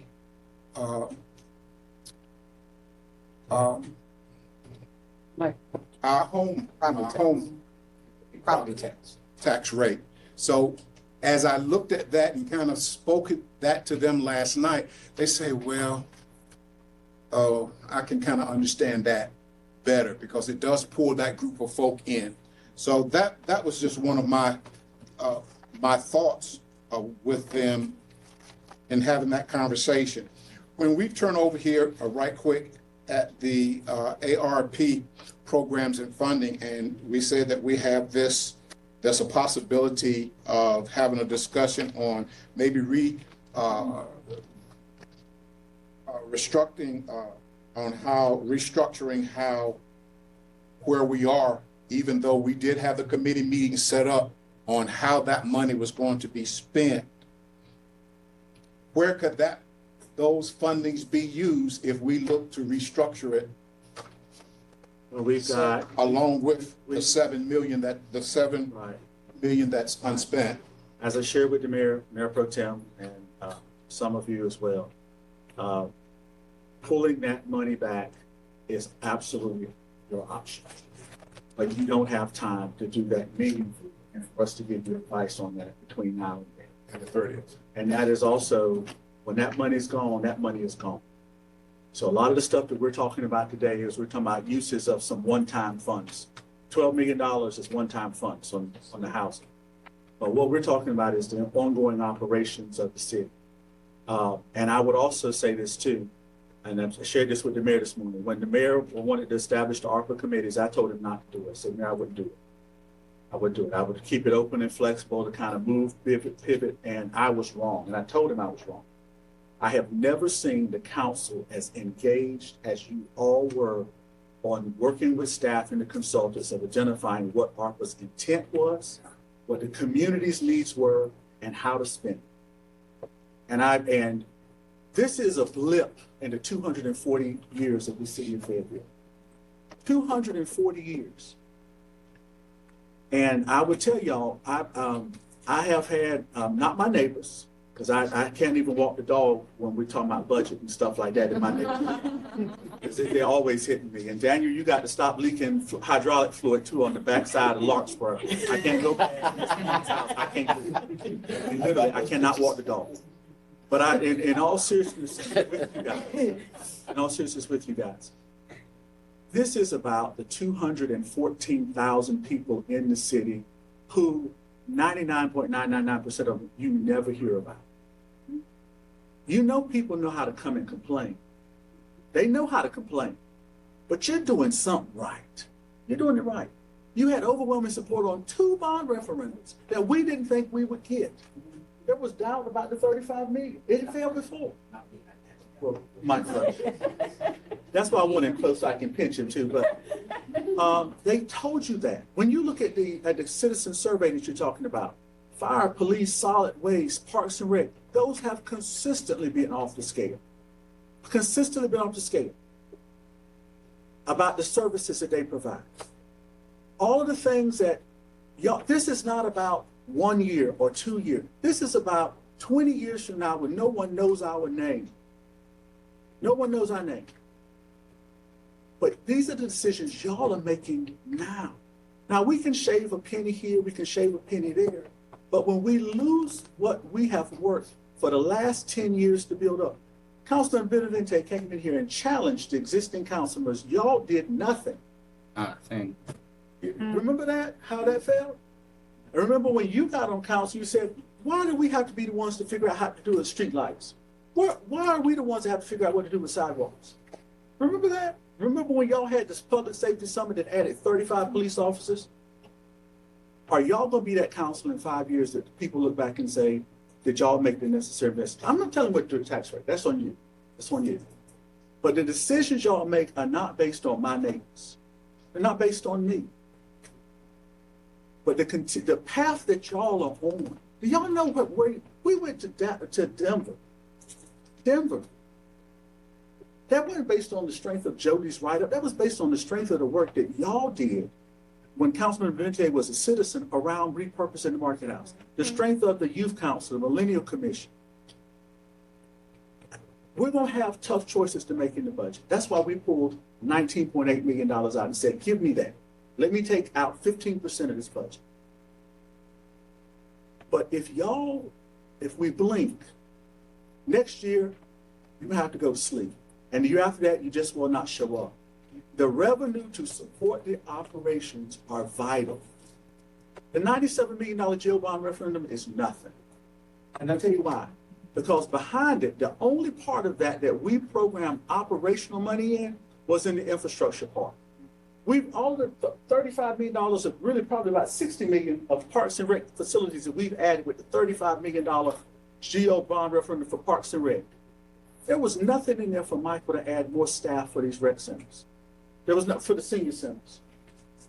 Extra lifeguards. We absorbed that. We absorbed it. So again, I know y'all got tough decisions. I know we're not going to get what was in the recommended budget, but I just want to tell y'all, those are the level of decisions that y'all are making. So I will stand with you, as will anybody on the senior management team and staff, when y'all go out to a community meeting and people say they don't want their taxes raised.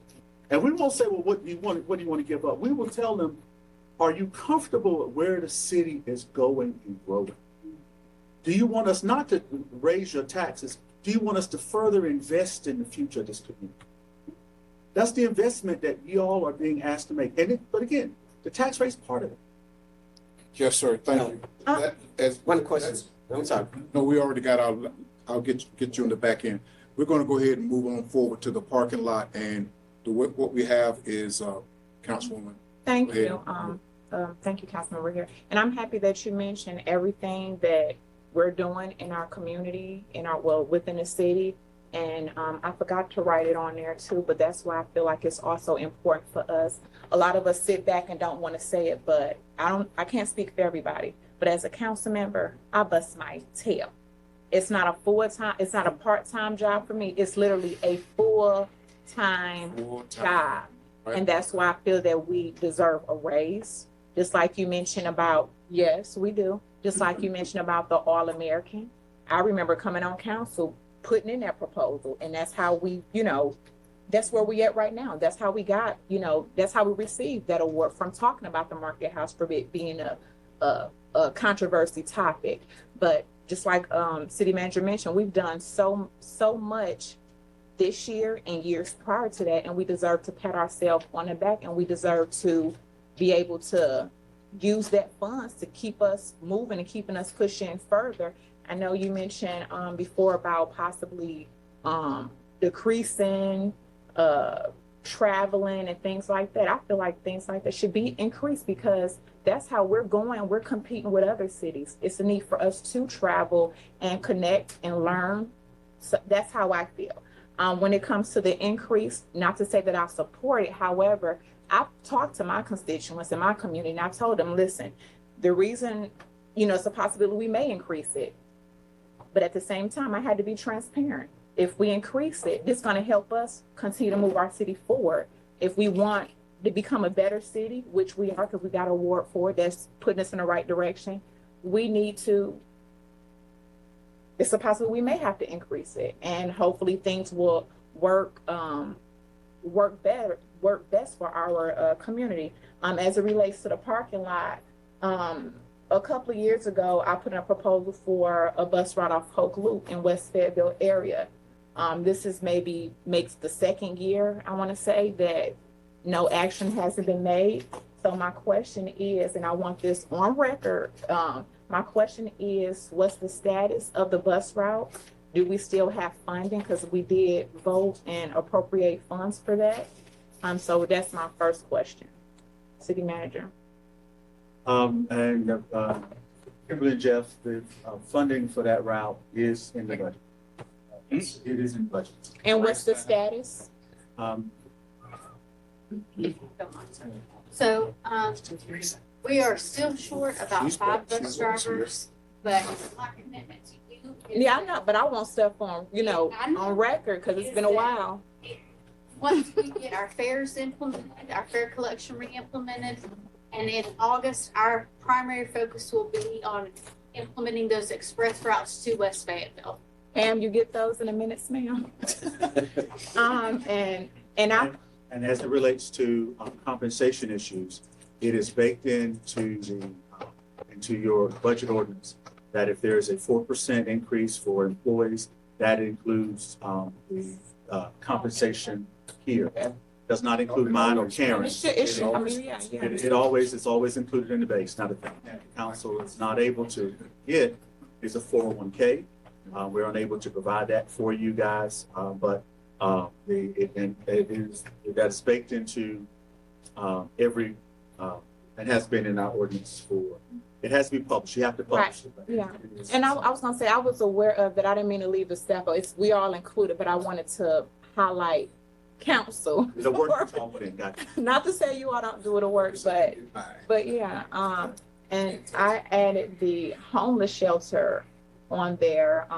We already know we have a increase with homelessness. I've been speaking to this for years, and I really wanted to also add that on there because when we talk about Phoenix, nothing against them, Phoenix rape crisis, how we fund other organizations for fund them and paying for vouchers. Once those vouchers up, where are these individuals going? Same thing with Phoenix. If we're not to say that we shouldn't fund them, but if we're funding them vouchers after so many days, where do they go after that? The bottom line is we don't have any shelter to place these individuals. I know we talk about the county, what the county should be doing. We can possibly partner with the county. I'm here huffing and puffing, but some of you all sit on the homeless committee, and that's something that we know is a big topic. It's people that are still to this day living on the streets with no place to go. Okay, Councilmember Thompson. Yes. Doug and Ms. Sheila, I think I found the slide I was looking for. And that's the $850,000 for intersection improvements, which was on your slide, Jeff. That was unspent. So if that money is unspent and we have money in our general obligation bond for intersection improvements, why can't we take that $850,000 and put it back into our general fund? It was never in our general fund, that's ARPA dollars. That was unspent? Okay, so we can still move that too, can't we? You potentially could appropriate $850,000 and charge it back to, if y'all do the vehicle license fee, to those intersection improvements. And that would give you $850,000 to reappropriate if you choose in the ARPA or in some other things. So if we got $850,000 that's not used, that is $675 up there. Thing too for ARPA is there specific uses for ARPA. So that we could definitely take a look at that and in the roll up, we can come back and we can pull that out and can give y'all what that. So we just found $850,000. That's what I want to clarify too. That's probably $1.7 million of projects, not 850 in one place, and we duplicated it. Say that again? So it's not that. Put the slide up. Can you put the slide up so everybody can see what we're talking about first? So, sorry. Right So there. we were looking at this. At the bottom. At the bottom. This is one set of projects. And everything else on that side is the rest set of projects. Then this is other projects. So they're not the same project funded twice. It's $1.7 million of intersection improvements, not 850 of intersection improvements funded twice. So if you remove either one, if you remove the 850 from the GO, or if you remove this 850 here, you're going to forego that $850,000 of intersection improvement. So I just want you to be clear. We want to forego it because we're already going to use it for the general obligation bond. It was two separate pots. They're two separate So if we'll tell you what, I understand your question, and we will come back and we'll get you an answer about if you were to take it out of ARPA, and what could you use, what would that free up? But that's the question. That's the question. And then if we, not necessarily forego, if we just say those intersection improvements, that capacity that Jeff talked about, the 750 a year, is great. We might say that the capacity for those intersection improvements gets kicked out further. Thank you very much. But the whole goal is to spend the ARPA money within the next 2 years. Or ARPA next 2 years. But we understand your question. Council, before we move forward, and I got you down, Kathy, but I've got Councilmember. Only if we're talking about the parking lot stuff now. Is that what we're on right now? Yes, sir. Okay. In the parking lot. So I asked back in the June 1st meeting to just be pointed out where in the budget that healthcare navigator is and where in the budget book the healthcare navigator, yes, that's what the city or whatever, yep. Oh, okay. And the senior assistant to the city manager of public safety is in the book. And you They guys, are in the manager's budget. So you won't, there's not enough, we don't take it down to that level of detail. Okay. But they're in the manager's budget. That's where the funding is for those positions. you said 250 for the navigator and then Not just for the but the start of that. understood. And then the other position, I know their salary is between 97 and 123, but how much is budgeted for that? That would be, we budgeted the midpoint for vacant. So it's in the salary lines in the manager's department. So I don't know off the top of my head exactly, if you were to take it out, what the impact would be, we could find that out. But it's whatever it's budgeted at the midpoint of that range, and including all of the benefits that go with that. So everything that's attached, taxes, insurance, all that kind of stuff. So You don't have a ballpark figure? 500,000, it's 600,000? not that much. If the position, if we're advertising at 97, it's probably right around 100. So we'll use 100,000 for kicks and giggles. So it's $120,000 impact. So it's probably a 20-25% lug for 33. and for benefits and that kind of thing. All right. So my reason I'm asking is because I really would like to end today by removing that TBD against OCS and for us to have an actual dollar figure there. And just for the sake of my colleagues, I want to propose exactly how much ought to be allocated. If I felt like I was just hanging out on a limb and was the only person who was asking for this, I would be quiet and I would be satisfied with the city manager coming up with the assistant, coming up with the navigator. But I really do feel like there's a majority of council members who at our May work session directed very specifically with very specific language that's reflected in the minutes that we get an Office of Community Safety with a director fully funded in this year's budget. That's what if I may finish my comment, that is what was in there. And I understand that, perhaps, moving forward, I should have meetings with the city manager beforehand so I can explain to him what I want, so that regardless of what gets said during the work session, that I still get what I want. But until that day comes, I think that the minutes should reflect what our action is. And again, if we need to put it back onto a full council meeting, then we need to do that. What I'm really asking for now is for everyone here to say, we want this Office of Community Safety with that director to begin this process. Other communities have done it for $1 million. I think that for us, 1% of our entire city's budget this time around is about $2 million. I'll take anything in between, 1 and 2. People have done it for 1. We're a little bit bigger than them. I think we should get up to 2. Something in between would be, I think, a good start. Now, just as Councilmember Hare said earlier, looks like we've already got a little bit of seed money in these 2 other positions. Why not combine them and help utilize that towards the development of this office? I think that's a great suggestion. And I appreciate that Councilmember Hare had made that option available. So I think that maybe we should go around the room right now and say, well, we're comfortable with funding, but based on our last vote that was unanimous during the work session, we should really just be talking about how much, not if we are or are not. And if I can, but let me be clear. Because of what we were doing, and I don't think it's really been maybe enough of clarity for me. The position that we had spoke on putting in place that's supposed to be in place that we discussed in the transit, I wanted to know how much, as I stated this morning, the relationship was with that position and the Office of Community Safety. And if I can on this, this is, if we can allocate about 15 to 20 minutes in the conversation now, and to go ahead and while y'all are here to do this. And this is not meant to be glib. Again, I'm not trying to be cute.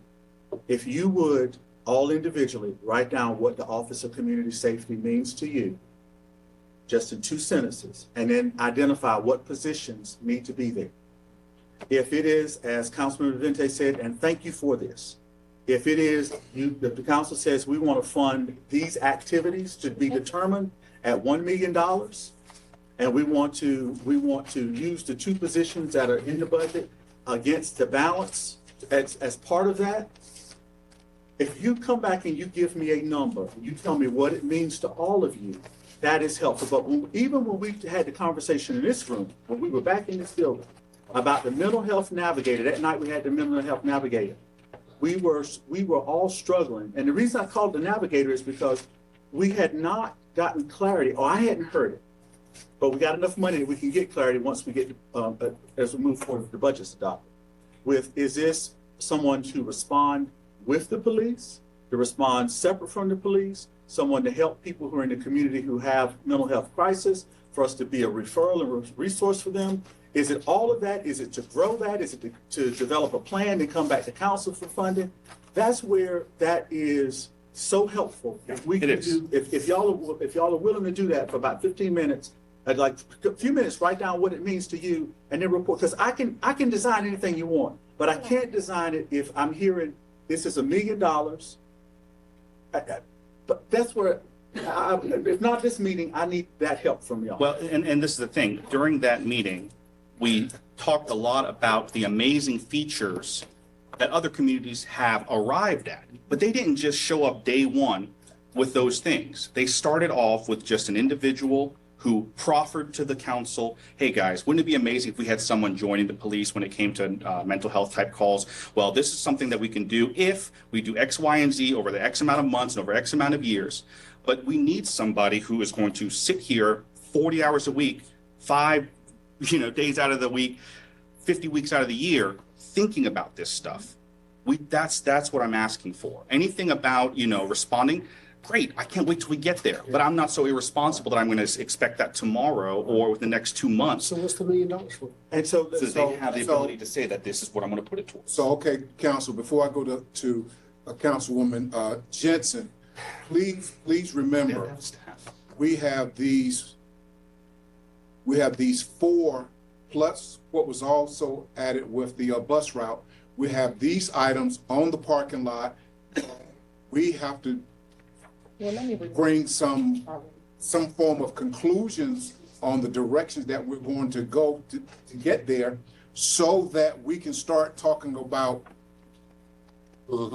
this GO bond and this other increase for operations and compensations and on, before we can even move there. The manager's telling us we got to take care of this. Yes. So I have a since, question. okay. No, it's with this. You said it's the funding is still there. Yes, ma'am.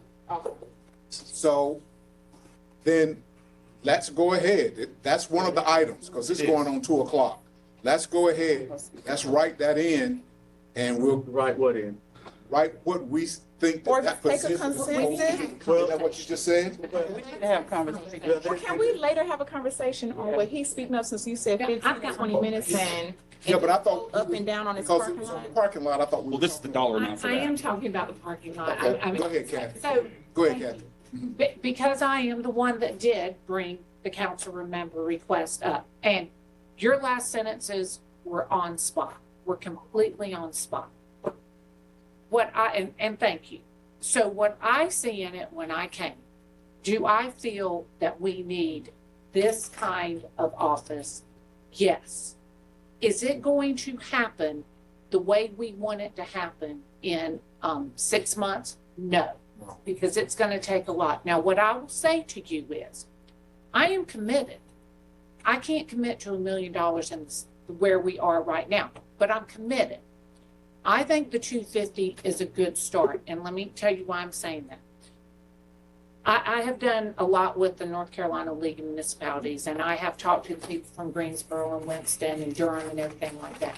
Y'all, this is the council that city manager was talking about when we built the baseball park, when we did the Parks and Rec bond. We got to get on the bus.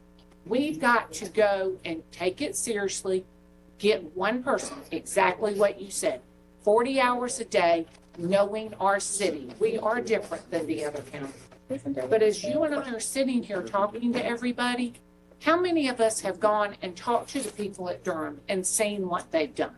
We haven't. We haven't gotten, as a council, when we were going to build the baseball field, we all got in the cars and went down and spent a whole day in Durham. And they told us everything and what to expect. So when we sat down together, we knew we need to go to Durham. We need to go to Greensboro. We need to, but it's a start. And I think, you know, a new election is coming up. It might not be all 10 of us sitting here, and the new council might have something else to say. So let's put it in the budget. Let's make it happen. It's like the youth council. We started little, and then every year we're like, oh my gosh, we need this. Oh my gosh, we can do this, but we have to compromise. And then I was gonna say too, staff, this it, and I'm gonna be done. Also too, we had a conversation with, we have staff as far as applying for grants that can help. Because like I mentioned before, I'm on a crime Yes, commission yes, and yes. we just funded Absolutely, arm to, absolutely, you know. absolutely. Without a doubt. Thompson, No, sir, I'm good. you good? Councilmember? Unless we're prepared to put the actual motion that passed, I'm not prepared to do this little exercise. Which motion? We're talking about. Councilmember Jensen brought the item for a mental health position. Right, we have Not language of the motion that passed. It was through consensus at a council meeting. And that is what ended up in the budget. There was not unless I misunderstood the meeting that we were at, you made consensus votes and it was her council member request. Now, if, again, the exercise isn't for me, it is for council. If we say we have an Office of Community anything, say, I can't tell you what that is if I don't the clarity. So if y'all can give the clarity, at 250, I can tell you what we can do for 250. I can tell you what we can do for 500. But if it is a director, and we've just not had that level of conversation. That's why I think that if the idea is that we need a budget and then we build from that, that's where we are. As you tell me the budget. So can we just go ahead and just vote on the parking lot and then from there? To your point, I think you get 10 different answers. I don't think it's fair to vote on it when you got 3 members missing. Well, then that's where the consensus That's that y'all would have. would come That's That's true their too. problem. They That's just like a meeting. They You don't knew show where up. we were Okay, with well, I the mean, budget. That's I fine. think the Still bigger. gotta pass the budget. then. Right. No, I think the bigger issue is none of us need to have a public administration level professional answer on any of this. That public administrative professional needs to come explain it to us once they're hired. Right. Exactly what this is going to do and what this is going to be. So what I'm asking for though is to establish an office, not because no one here discussed healthcare navigator. We said that that's a component and would be a great aspect of this, and that was, something that all of us, I think, are very much looking forward to having as a part of this. But that's only a piece of it. So for us to just say, hey, I want, this corner of the building, we got to build the building first, and then you can decorate that corner however you want with healthcare navigator and whatever. So my problem is, as I stated earlier, if what is supposed to be in place now, whatever that position is called, that's supposed to be in place now, that's supposed to be in alignment with our police department now, where does that relate to the bottom item? That's where I still am. It's for us to decide right now, sir, and I think that person should be the director of that office. That's for us to decide. Right, so that's my point in wanting the language for the motion, because I was under the understanding it up. we were talking about hiring a person, and $250,000 should be more than enough to do that. So I'm misunderstanding the $1 million or $2 million. Well, Councilman, if I may, sorry, Councilman, if I can clarify one thing. Councilmember here. Hold on, let her. You as a council want that, we put it in as a mental health navigator. They are. Where we're at is if you wanted to be a director of office of community safety, that's the direction you give us. It has to be. We The have to. manager's proposed budget can, any changes, where we're at in this process, any changes you want, that's fine, just tell us that. So if you wanted to be a director of Yes, office it of has to community be. safety, and there's consensus to do that, then that's the direction. It's not a hard We're talking about change. two different things.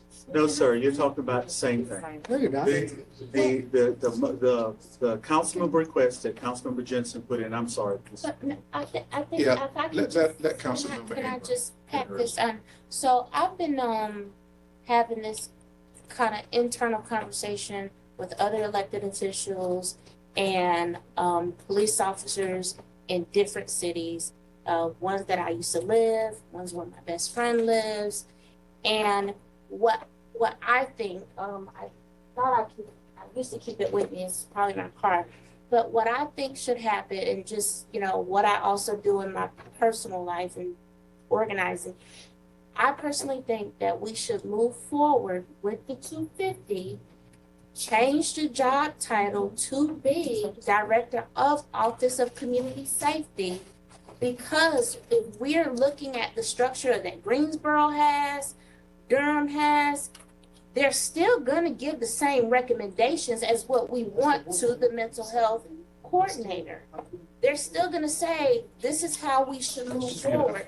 They're still gonna say all those same things, but if we say we're gonna move forward with the mental health coordinator, we throw everything out, or we have to revisit the conversation. So I think it's within our best opportunity to start with the base of what we're Yes. really trying to get to, which is Office of Community Safety, and then build up from there. That's my perspective. Then does that, what you're saying and others are saying, does that match with who we have that's in position now? So for so that? so what you're talking about is you're talking about the mental health, Whatever it is called. yeah, she's the homeless. That you're talking about the homeless person. And then we also have a mental health person that works within the police department. What could happen? This is a city manager call, but unless we because this is his staff now, he's ours. What I think probably could happen is we have an Office of Community Safety director. If we pass this budget, they didn't go up under that and report to the Office of Community Safety person. That assistant that he's talking about could liaison between the two of the Office of Community Safety and public safety and our public safety. But we have the working pieces. We just need a director to say, flush it all through, because of right now, it's all over the place. I don't know. So, You don't have to know. I just run out what's obvious. Yes, sir. Mr. Thompson. If I may, Mr. Harris, I want to know, how do we get from a budget meeting to a job title meeting? Well, this is not necessarily a Because, job I mean, title. we're talking about a budget, and I think that what was proposed was $250,000. I don't think that's going to change. So can we move on? so Not until we settle that TBD. Yes, sir. put up the motion, read it for everybody. So the consensus motion was for, director. So to your point, and that's why I said it's two separate. The motion, who made it? Consensus? So the question goes back to, was that the consensus view of the director? Or was it the mental health? Because we actually talked about this after that meeting as well. So what, The council, so council. if I may, Yeah. it's the same It thing. is. It's the exact same thing. We are fighting over what it's called. And, Okay, and, if I and have- if sir, I- you and I, we've had this conversation too. The goal was to get it in the budget and to hire somebody who can come back with a plan for what this looks like. Right. And my interest for you guys is, we can literally call it the Director of Office of Community Then let's do Safety. that. If not me, that is y'all. Then let's do But that. before y'all go there, to make sure that there is truth in lending, we need to come back and have this conversation, this exercise, where all of you agree what that means. Because for some, the support was we needed someone to help us with the mental met mental health needs. But- For some people, it was about homelessness. For some people, it was about trying to make sure that the police department does not respond to social services needs. And for some of us, it was all of that. Yes, and that's how we got a consensus. and that's what I am saying But too. there's no consensus until y'all as a group say, this is what we're building toward. But to Mr. Thompson's point, if 250 will get that office of the director, whatever we want to call it, in the budget, Yes, to I'm build with that plan out, then we have no problem in changing that line in I'm the good budget with that. if that's the consensus. So if you want to say, But my question is, then that what's already in the budget for this position that we supposed to have, is that a deduction, whatever that, no, sir. No. from that? No, So sir. can you exactly explain to me what position you're talking about? I thought that this Office of Community Safety, I thought we Oh. had discussed that we would have someone that if it's an issue, that is a mental issue or something, that is not the police that would directly handle it, it would be Oh. someone from, I'm just gonna say social service or Yes. whatever the case may be, and things along that. We had that discussion, but it was not called that. So what I'm saying, if that's gonna be something that's running along the same slot, Yes. and it's already a budget part, whatever that amount is for that, would that be a deduction from the 250? That's my question that we've been talking No, it would about. be the same thing. We're just saying, Changing the title. we need, yeah, we're just changing the title so that it So can, that amount of money on that is already there. yes, It is already yes, in the recommendation. yes, Okay, yes. okay, all right, got you. So Yes. here's what I'm hearing. And it So let goes me to be, what you were saying earlier at the I start. got it. I got it. Office of Community If there, Safety Director. so for the folk members who are present, is there consensus to, for us to redraft the job description for approved in the budget for the position that would have been funded that was listed as $250,000 for the mental health navigator? Is there a consensus of council for us to redraft a job description out of that budget that would be for someone to start and head up the Office of Community Safety? Yes. Is there a consensus? I have a question. Yes, sir. We're talking about 250 for one individual? No, it's a salary, and it also could be if they need study, if they need office supply. Training. Yeah, but it is for one, at this point, it is for one position. And there may be other contract stuff that come out of it, but it is, but is there consensus? Does that answer your question? Is there consensus? Pam, did you catch that? Are you? Could you, I think it's for all members present. I think there was consensus for all members to remain present. Yes, sir. Who, minus, were you? No, Oh. I haven't changed. Yeah, You're for support. yes, I bobbed my head. So again, it's for all members who are present. okay, and this So- is the consensus that we have. So what we're doing for Darrell Harris clarification, we're saying that, now what is that position called? Because everybody's saying, what am Office I of calling? Community. Not that, what is that that's in place now? What is that called? Well, there's nothing in place. It was proposed in the budget to be called a mental health navigator. Okay, stay right there. So that budget item for the navigator person is, you're saying you're taking that navigator person title out and using those words there. That's the simplest way to say it in another way is that whole item now, based on the consensus y'all have given us, is no longer in the parking lot. It is in the base budget and it can be removed. Okay, and that's my next question. So those items, since we're working on the parking lot, those 1, 2, 3, those 3 items above, Still need to have action. We need to have action. All of them can be removed. But, I'm struggling now. look, if I can take over just for a minute to help with the parking lot. No, you Okay. can have it, sir. So I want to capture for everyone here what y'all have directed. The budget that will come back already has baked in it $250,000 seed money to start an Office of Community Safety. That's what y'all have decided. Wait. Say that again now? The $250 that's in the budget will be to start or establish an Office of Community Safety, and of that, there will be one position that will be funded out of the $250,000. Correct. The remaining part of that, up to the $250,000, once you've got the person in place, would be used for support Operations. activities and operations. Correct. before we hire or advertise for the position, this is extra, Pam, can you put this in the minutes for me? We will come back to you at a work session where I am going to respectfully request y'all tell me what this is going to do for y'all. Got it. Because we're not going to start it until y'all tell me through a work session what this means to y'all and where you want it to go over this year. Because the person who is going to do it is different than the person who would have been my mental health navigator. Would have been different who's going to be the assistant to the city manager. And I may not even have an assistant to the city manager before then because we're having really difficult time recruiting for that position too. So that potentially could be, now you have two positions. It could be two positions. Question, Mr. Harris. Please, sir. You're saying that you're gonna put this in the budget? It's already in the budget.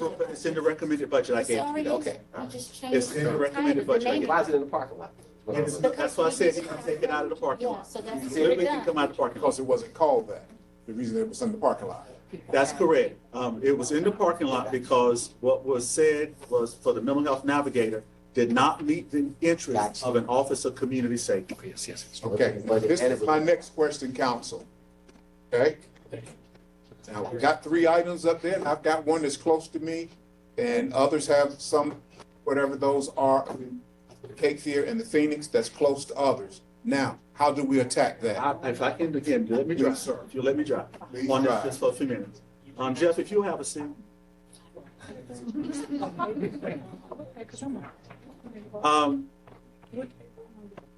Yeah. So, Put it in. And then before we start talking about where we make cuts or not, if we can, if y'all can, through a show of hands and consensus, if you could, if there, and I'll just take them in order from top to bottom. Is there a consensus for us to find an additional $250,000 for the Cape Fear Regional Theater to be included in the upcoming budget? If you could, through consensus, raise your hand. Okay? Pam, did you catch that? It was all the ones. Yeah. Mr. Hare was. No, I'm there. Okay, so it's all members present. Yes. Okay. For the Glenville Lake Walking Trail, the proposal is to find $350,000 and hopefully get that funded through FAMPO, of which Mr. Hare, Mr. Benavente, and the mayor are members, through grants for us to continue that project. So that's coming through the grants through FAMPO? Through grants, and we also, I think, probably still have a little bit of money left over in the feasibility study and some extra work we're doing there. Is there a consensus for us to find that and to include that as well in the proposed budget? Could I see? It's a city trail, right? It is a city trail. Is there a consensus? Is there a raising hand, Mr. Hare? Yes. And would that also include trying to use ARPA funding to get them some extra vouchers? Not touching that, Vouchers but for who? they, we haven't got there We yet. hadn't got to the Phoenix. oh, I thought that's, okay, I'm No, sorry. I thought that's what, okay. We don't do trail now. Okay. All right, guys. Just one last Doug one. is still driving. One last one, Phoenix. How to? Rape Crisis Center. Is there consensus for us to, I have a question. And that was for voucher, was that correct? I'll I show you. want, I'll show you. Because I thought something changed, it was the voucher. so what we would do is, I need to do a contract for service with the Phoenix Center for any physicians or services we give them, whether it's ARPA dollars or not. And so, but as Councilmember Ingram said, when she looked at the ARPA, there is clearly, what's one of the tenets of ARPA that you can use that money for.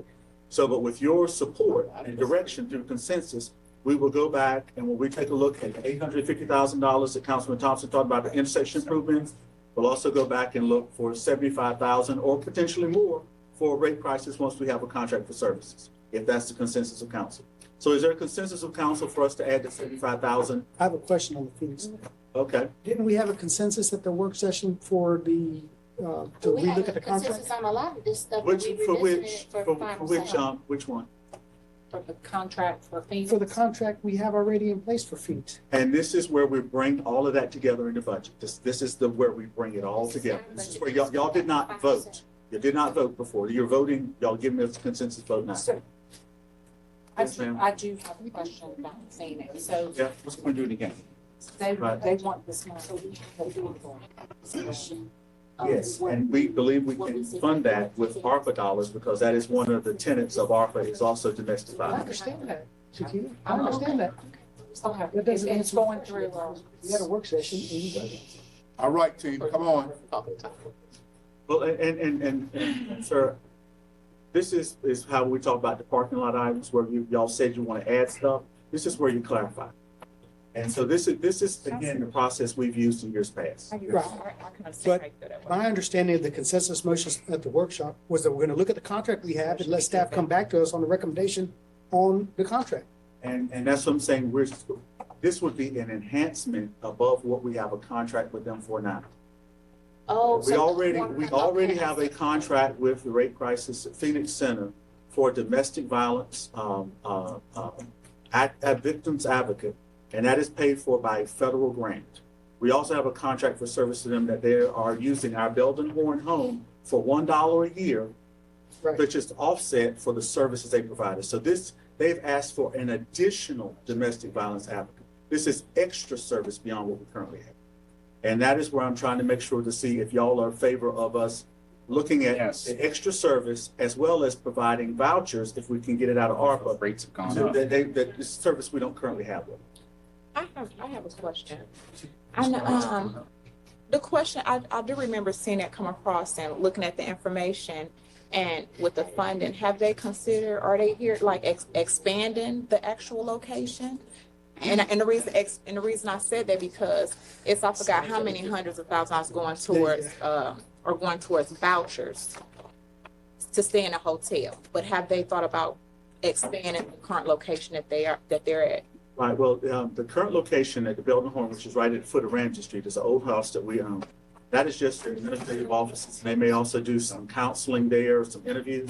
But this is for sheltering locations. So if a person is a victim of domestic violence, but they would not do it there. And we currently don't offer them vouchers. We don't currently offer them vouchers. Then we should. And then I want to say this too. I will support that, but I do want council to keep in mind too. It's still like we providing vouchers. Everything that we're doing is seem to be temporary. We providing vouchers for, I think it's at 120 days. And after that, again, where do they go from there? Do they come back and get another voucher for another 120 Who is days? this, the domestic violence? Yes, with the Phoenix Right. Crisis, right, with the vouchers. Well, they won't be there for 21 days necessarily. Well, we don't currently offer them. I know we don't, but some of the funding going towards providing vouchers for them. Is that not correct? Because that's what I read. No, it'll be for vouchers, but it's for emergency shelter. It's not like the homeless situation where they're there for X amount of weeks. No, I understand that, but they're staying somewhere temporarily. If you're in a domestic situation, you're going there to get help because you don't have nowhere to go at their current place. Yes. So you're gonna need more time to try to go somewhere else So once to those days that, are. to that point, what happens is you'll get like a caseworker that will help. Maybe you got family somewhere to help you get away from like the situation that you're in. So, and I hate to say it this way, but there's kind of a different level of care that comes with that situation. So if they need more time, they get it, but they do get support getting out of that situation and getting to someplace safe for longevity, if that helps. So the proposal though, their request was for funding above and beyond what we currently have with them. How much do we give now? We have a grant with them for the federal government that funds the victim advocate, and we also provide them with rent for $1 for the Belden Horn home. And there may be another service contract in there, but that largely is it. I'm ready to vote. Okay, there is consensus, and I think we'd already established that for that line. Then the last one was on the homeless shelter, and to make sure that we, if I can understand that, could you restate what that is and to what extent?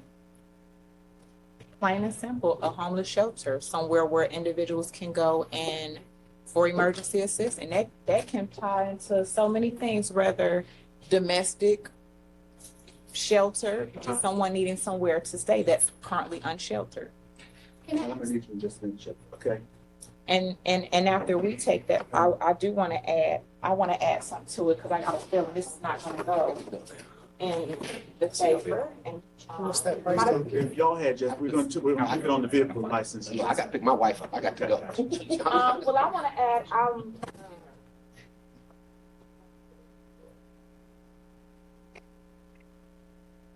Do you have a price on? By chance? that's what we have our thing for. They may have a better idea than I do. So you want to take a consensus on the homeless shelter first? I have a question as well. Okay. Because we've been here some time before, could I ask this? I think the county just announced that I can't remember the dollar amount, that they did move forward on what you built. I think the last Let time- me finish my question. You're right. So, and I don't know what the inventory looks like, but do we have a dilapidated, well, I can't say dilapidated, but do we have like, so in the essence of emergency, we are able to use a rec center, but the county dictates when we use it and how we use it. Well, I guess the motion makers. I was gonna ask, would it be amenable if we had such building to maybe utilize that? I don't, I'm just, I don't know. Or revisit the churches and ask them, hey, we have this community economic grant that you can apply for, maybe putting some marketing around that to see about community buy-in to use their gyms, stuff like that, and, help them buy cots, at least put funding like that if churches or nonprofit organizations want to open up their spaces for that, then maybe we could purchase the cots and blankets and stuff so that when they do come in, that they could, So where are we now on, what's our next? Is to try to get consensus and clarity around what the homeless shelter would be, to give staff direction what to include. Yes, ma'am. So I cannot support this with city funds. Do I think it needs to be done? Absolutely. The county has been talking about it. Supposedly they're closer to it. We have built a day center that is going to cost us over $300,000 a year to, For resources, because is that considered, because yes. I know we had That's just conversations operations. before, right? It went from it being an emergency to no, it's just resources. Whether is this an emergency where individuals It can does come, have the ability to serve as an emergency shelter. will, not the ability, will serve as an emergency. It would not necessarily be your first line. If you have a hurricane and we open up our rec centers, then you have to have someone to staff these shelters. Well, not to cut you off, I'm not speaking of those kind of earthquakes and things like that or hurricanes. Right. I'm speaking of people that are unhoused. No, ma'am, it So- would not. Okay, on a that's daily all I basis, wanted It to would know. not be just. Okay, thank you. So we have opened up a day resource center, and that is for people to go and find out how they can get their services. Is that correct? Yes. Okay. So what we have asked is for the county to help and collaborate with us and help us run that through social services and people to help us. Is that correct? Yes, ma'am, and we're using. So what we have been told is that's probably not going to happen. So it's going to cost us over $300,000 to make this happen, that people can have resources. When we have hurricanes and we have the county is the one that literally becomes in charge. Is that correct? For housing people. They are the ones that the state says, where are you putting everybody? What are you doing? Here's your schools. Schools are done. The homeless shelter, we're doing the day center. They're doing the homeless shelter. So are y'all ready to take a consensus vote? Yes, let's get a consensus vote on that, and after that, make the motion, on what you're asking. To fund for a homeless shelter. And I know we talked about too what the county does. We just voted on mental health. That falls right under the county, but we can go ahead and Motion vote. on the floor, is there a second? We can vote.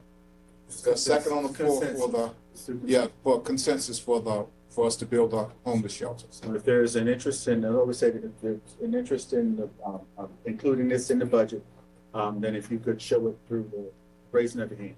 Yes, Does anybody have a ballpark what this might cost?